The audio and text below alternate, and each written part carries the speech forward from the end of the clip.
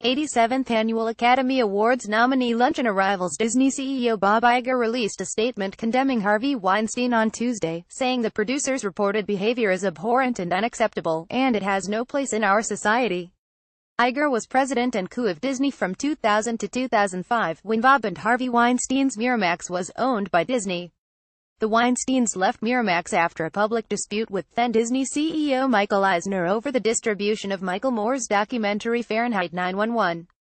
Also read: USC rejects Harvey Weinstein's $5 million pledge to fund women filmmakers. Iger is one of many in the entertainment industry who have distanced themselves from Weinstein following additional reports from The New Yorker and The New York Times on the producer's history of sexual assault and harassment. Also read: Obama says he is disgusted by Harvey Weinstein allegations. Among the dozens of women who have come out against Weinstein include actresses Gwyneth Paltrow and Angelina Jolie. Another actress, Asia Argento, told The New Yorker that Weinstein forcibly performed oral sex on her 20 years ago, but remained silent out of fear that Weinstein would use his influence to retaliate if she reported the incident. Weinstein was removed as head of the Weinstein Company by the studio's board of directors on Sunday, and on Tuesday, the University of Southern California announced that it was rejecting Weinstein's $5 million pledge for an endowment fund for female directors at the USC School of Cinematic Arts. Indie mogul Harvey Weinstein, who was fired Sunday from his position of co-CEO of the Weinstein Company, revolutionized the Oscar race both at TWC and his previous company, Miramax. Harvey Weinstein first got into the Oscar race in a big way in 1990 with a guerrilla campaign for the art house drama My Left Foot by setting up meet and greets between Academy members and film talent. The result: Oscar wins for stars Daniel Day-Lewis and Brenda Fricker. In 1995, Weinstein mounted a surprisingly aggressive campaign for upstart director Quentin Tarantino's ultra-violent Pulp Fiction, helping to redefine what sorts of movies could appeal to the Academy. Tarantino shared a screenplay Oscar with Roger Avary.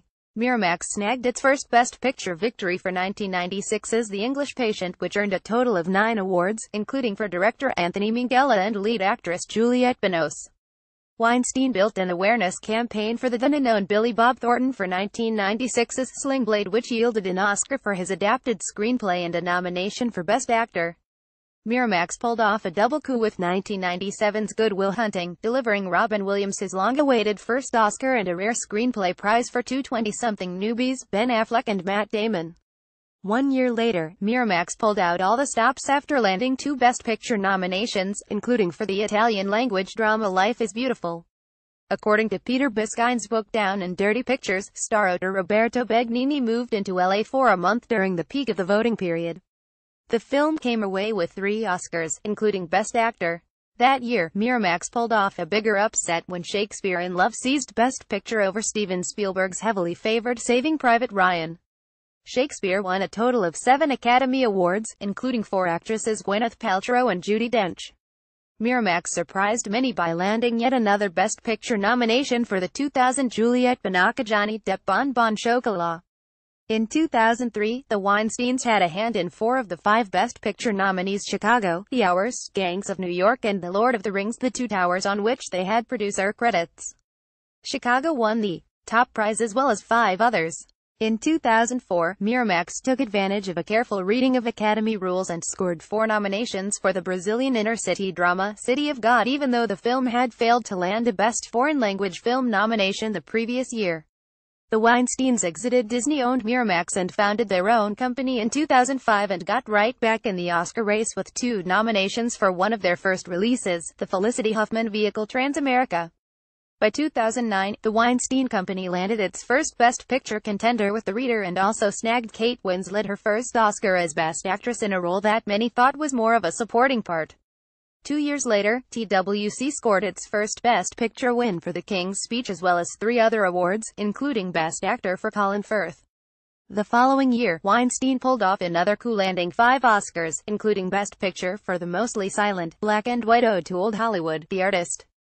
In 2013, TWC again had 2 horses in the Best Picture race: Quentin Tarantino's Django Unchained and Silver Linings Playbook, which landed Jennifer Lawrence the prize for Best Actress.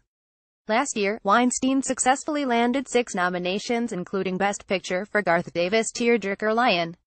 But just as Open Road won the top prize in 2016 for Spotlight, another upstart, A24, used a lot of Harvey touches to score the Indie Moonlight a Best Picture win. Indie mogul Harvey Weinstein, who was fired Sunday from his position of co-CEO of the Weinstein Company, revolutionized the Oscar race both at TWC and his previous company, Miramax.